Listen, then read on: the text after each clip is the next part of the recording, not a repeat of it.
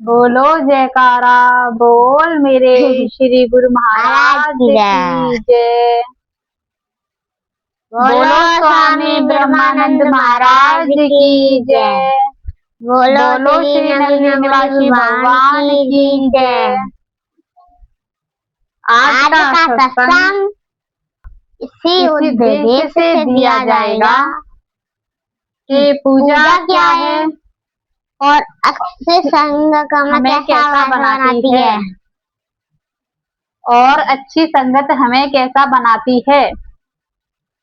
आखिर पापी लोग सत्य को मिटाने में लगे रहते हैं, लेकिन सत्य तो जहां जाएगा वही प्रकट हो जाएगा। सत्य ब्रह्म को कहते हैं जो निराकार है।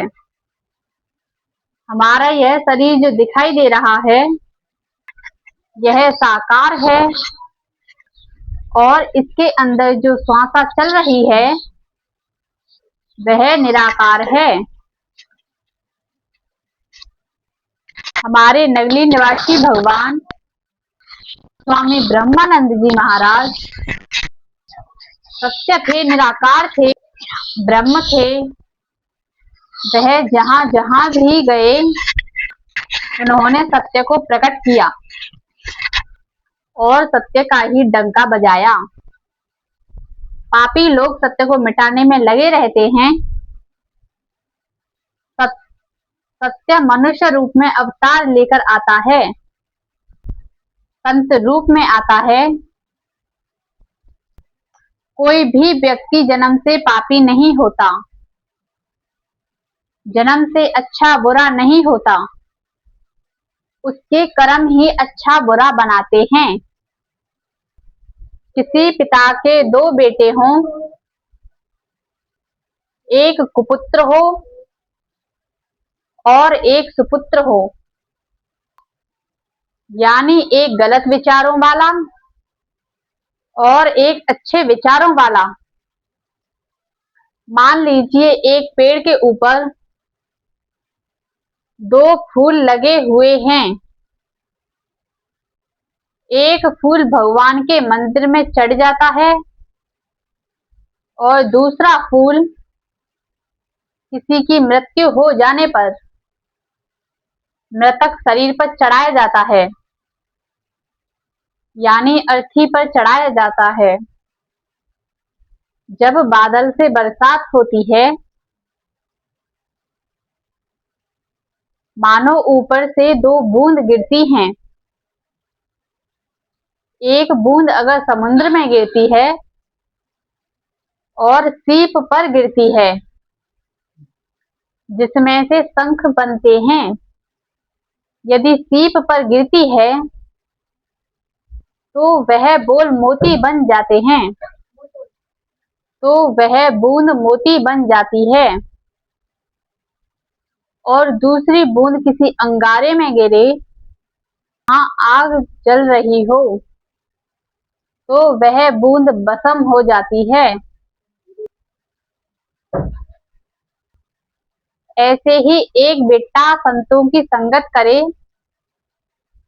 तो धीरे धीरे वह संत बन जाता है, और एक बेटा कुपुत्र मूर्खों की संगत करे तो धीरे धीरे वह भी मूर्ख बन जाता है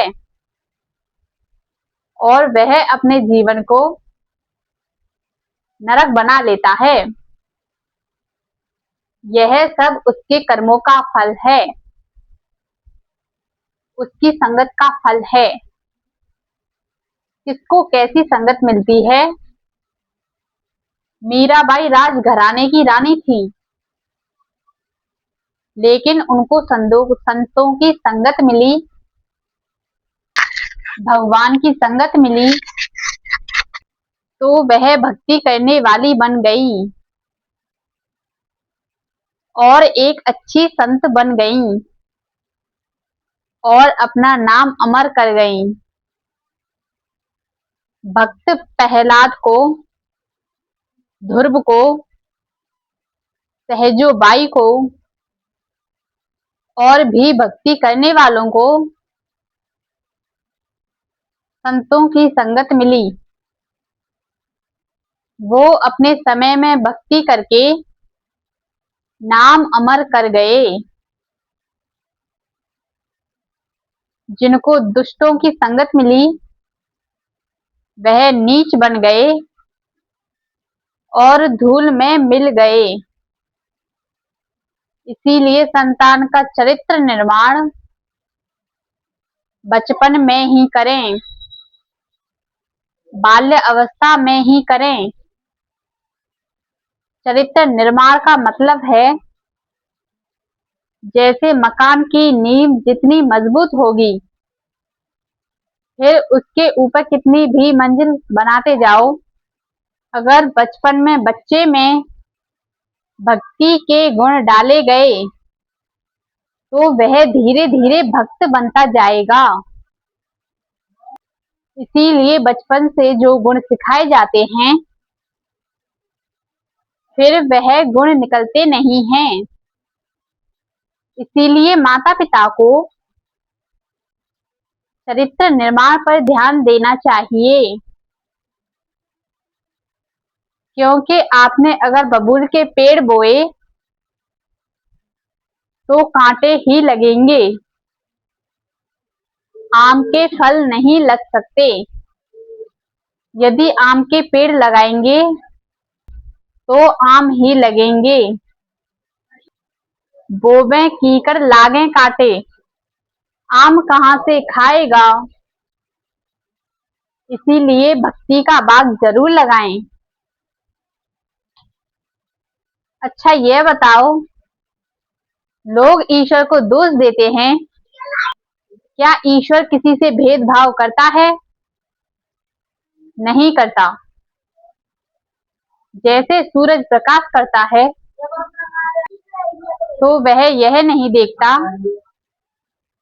यह ब्राह्मण का घर है, यह राजा का घर है, या फिर ये गरीबों का घर है। सूरज किसी से भेदभाव नहीं करता, सबको एक जैसा प्रकाश पहुंचाता है। ऐसे ही बादल वर्षा करता है तो वह यह नहीं देखता कि मैं गरीबों के घर वर्षा करूं या पैसे वालों के घर, वह एक समान वर्षा करता है।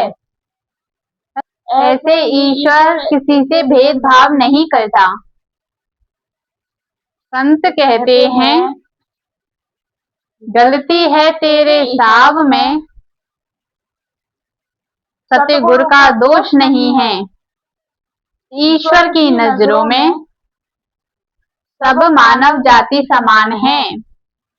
वह धरती पर संत रूप में आता है, कभी राम बनके, कभी कृष्ण बनके, कभी कबीर बनके, कभी रविदास बनके, कभी गुरु नानक बनके, और समाज को जगाता है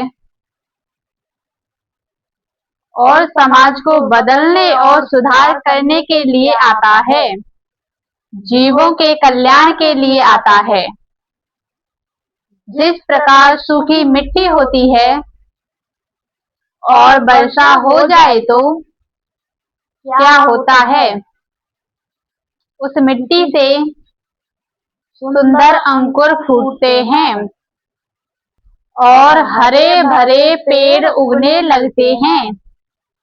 उसी प्रकार जब संत आते हैं और ज्ञान ध्यान की बारिश करते हैं, तो के मन में भक्ति का रंग चढ़ने लगता है, उनमें ज्ञान होने लग जाता है और मन में सुंदर विचारों का जन्म होता है। जिस प्रकार फूलों के ऊपर धूल जम जाती है, गांव के अंदर नालियों में कीचड़ हो जाती है, अगर वर्षा हो जाती है तो फूल धुलकर साफ हो जाते हैं। गांव का कीच कचड़ा और गंदी नालियों का मलमूत्र बारिश के पानी से साफ हो जाता है। उसी प्रकार संतों की भक्ति भक्तों के दिल को छूती है तो मन को पवित्र और सत्य बना देती है, उसके जीवन को साफ सुथरा बना देती है।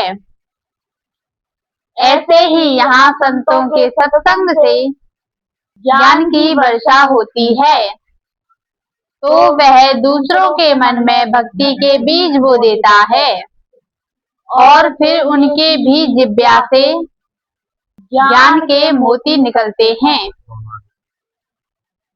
यानी मूर्ख लोग भी ज्ञान की बातें करने लग जाते हैं।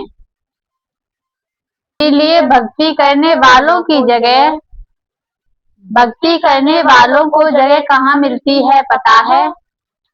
पता है? जहाँ शुद्ध और पवित्र स्थान होता है, उनकी पूजा करने के लिए पूजा स्थल बनाया जाता है। जैसे तमाम महापुरुषों के आश्रम बने होते हैं, वहाँ हरदम भक्ति होती है। जो वास्तव में भक्ति पर उतरता है, उनकी संसार में पूजा होती है। और मूर्ख और अज्ञानियों को जगह कहाँ मिलती है? तुम ही बताओ कहाँ मिलती है? मूर्ख और अज्ञानियों को जगह संसार में मिलती है, जहाँ कमजोर दिल वालों को डर लगता है कि यहाँ तो भूत रहते हैं, तो संसार में जाकर वह भूत बन जाते हैं। ये कहा है, बन बन में चंदन नहीं, सूरों का दल नाही, सकल खान हीरा नहीं, जो साधु जग माही। बन बन में यानी जंगल में चंदन के पेड़ नहीं मिलते और ना ही शेरों के दल मिलते हैं। चंदन के पेड़ कहीं कहीं मिलते हैं, ऐसे ही सूर भी कहीं कहीं मिलते हैं। सूर कहते हैं महापुरुषों को। जो शेर की तरह होते हैं, सकल खान हीरा नहीं, यानी हर खान में हीरा नहीं मिलता। ऐसे ही हर जगह साधु नहीं मिलता। और भी कहा है, बाना पहने संत का, अटपट बोले बोल, ऐसा साधु ना बने जो कर दे रोपट रोल। यानी जो क्रोध में आकर संतों की बदनामी करवा दे, कर दे रोपट रोल, कर दे संत की बदनामी। पहले कुछ ज्ञान नहीं और बनकर बैठ गए स्वामी। राम शरण यूं कहत है, उसको साधु मत जानो। लोभ लालच में जो फंस रहा, उसको साधु मत मानो। दो भाई माखंडी भग माही, साधो भाई पाखंडी जग माही। बगला होड़ करे हंसा की, चाहे मार बड़ाई। साधो भाई साबंदी मग माही, साधो भाई पाखंडी जग माही। शान पहन के चेड़ा मोड़े, करबे अपनी चतुराई। साधो भाई करे अपनी चतुराई। घर घर भीख मांगता डोले, कर गया भेंट बुगाई। साधो भाई पाखंडी जग माही, साधो भाई पाखंडी जग माही। अच्छे साधु को भीख मांगने की जरूरत नहीं है। यदि उसमें गुण है ज्ञान ध्यान के, तो उसके लिए जनता स्वयं प्रबंध करती है।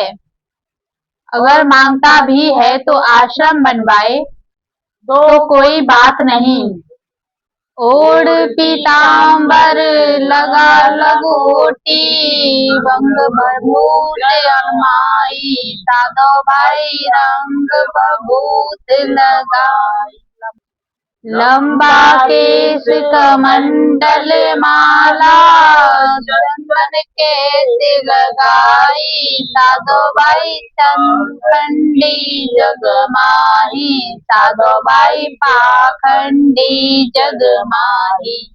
बगला होड़ करे हंसा की, चाहे मान बढ़ाई, साधो भाई पाखंडी जग माही, साधो भाई पाखंडी जग माही। दिन उठ पूजे देवी देवता, दुनिया को बहलाई, साधो भाई दुनिया को बहकाई। काशी मथुरा हरिद्वार मिला के आई, साधो भाई पाखंडी जग माही, साधो भाई पाखंडी जग माही।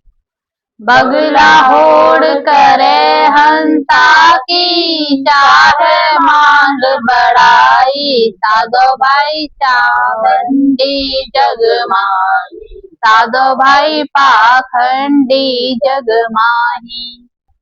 सतगुरु मोती पास बनाया, मेहरम मथुरा का, साधो भाई मेहरम मथुरा पाई। हीरा सकल खान में नाही, जो सब सूरग माही, साधो भाई पाखंडी जग माही, साधो भाई पाखंडी जग माही। सतगुरु मोती दास बताया, मेहरम मथुरा पाई। मेहरम का मतलब है अनुभवी। जिसको अनुभव हो गया, अनुभव होने के बाद कुछ बाकी नहीं रह जाता। बगला होड़ करे हंसा की, चावे मान बढ़ाई, यानी कंठी माला पहन गले में फूला नहीं समाता है। लोग दिखावा करे जगत में, मान बढ़ाई चाहता है। तमाम कंठी मालाओं को पहन करके जगह जगह कहता है, मैं बड़े बड़े आश्रम का महंत हूँ, मैं सबसे बड़ा संत हूँ, जबकि सत्य का कर्म करता नहीं है। इसीलिए अच्छे संत कहीं कहीं मिलते हैं। इसीलिए कर्म ऐसा करो कि आपके कर्म ही पूजा बन जाएं। आपने ट्रैक्टरों की ट्रॉली पर, ट्रकों पर लिखा देखा होगा, कर्म ही पूजा है। तो लोग भक्ति का दिखावा करते हैं। पूजा तो अलग है, अच्छे कर्म ही पूजा है, अच्छे विचार ही पूजा है। दूसरों की सेवा और परोपकार का नाम ही पूजा है। दूसरों के लिए जीवन जीना, इस शरीर से भला कार्य करना, समाज को अच्छी शिक्षा देना, समाज को सुधारना, यह पूजा है। किसी दुखी व्यक्ति की सहायता करना, यह पूजा है। नहीं तो कैसा होता है, जैसे नदी का बहता हुआ पानी, अगर रास्ते में पहाड़ आ जाए तो पानी अपना रास्ता मोड़ लेता है। ऐसे ही एक सच्चे लोग बुरे व्यक्तियों से, अहंकार करने वालों से, बुरे विचार वालों से, झूठ बेईमानी करने वालों से सच्चा आदमी मुंह मोड़ लेता है और नाराज होता है। इसीलिए कोई अच्छा महापुरुष बनना चाहता है, क्रांतिकारी बनना चाहता है, संसार को बदलना चाहता है, जैसे गौतम बुद्ध ने, रविदास जी ने समाज को बदला था, तो सबसे पहले खुद को बदलना होगा। एक अच्छा महापुरुष सज्जन व्यक्ति बनने वाले को फूलों की सेज को छोड़कर एक महापुरुष को पथरीली और खुरदरी धरती पर अपने सोने बैठने का स्थान बनाना पड़ता है। जैसे तमाम संत पहले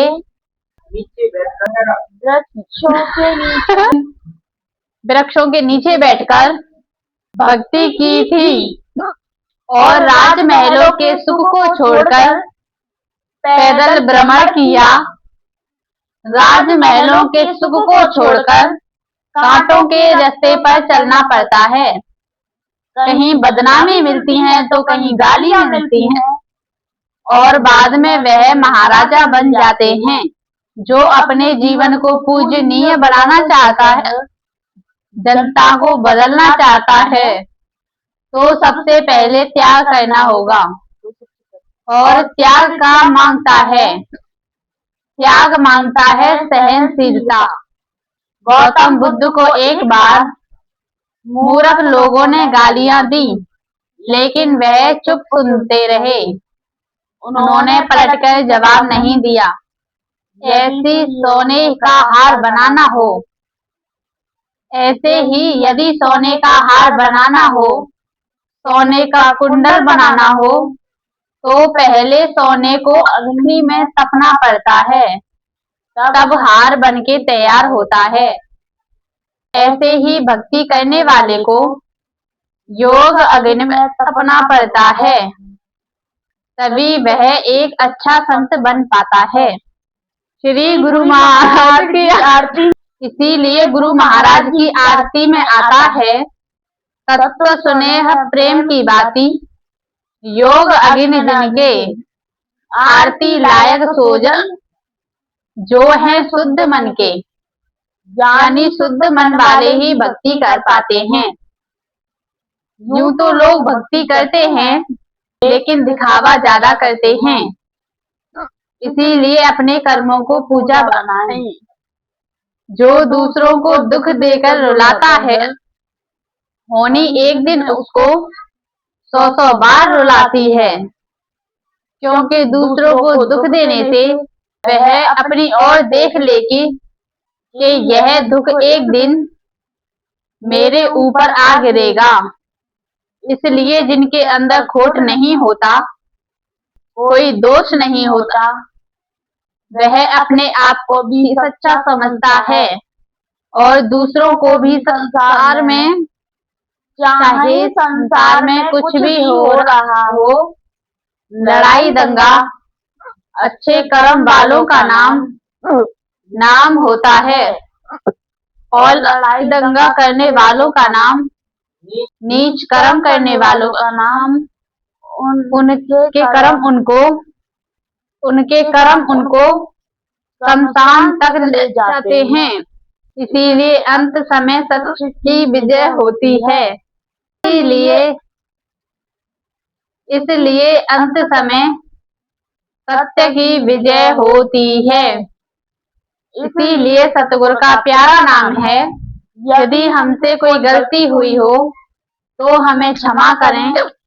हम नादान बच्चे उपदेश तो नहीं दे सकते, लेकिन संसार की घटनाओं के बारे में और जो संतों के निर्माण हैं और जो संतों के प्रमाण हैं, उनको हम आपके सामने पेश कर रहे हैं।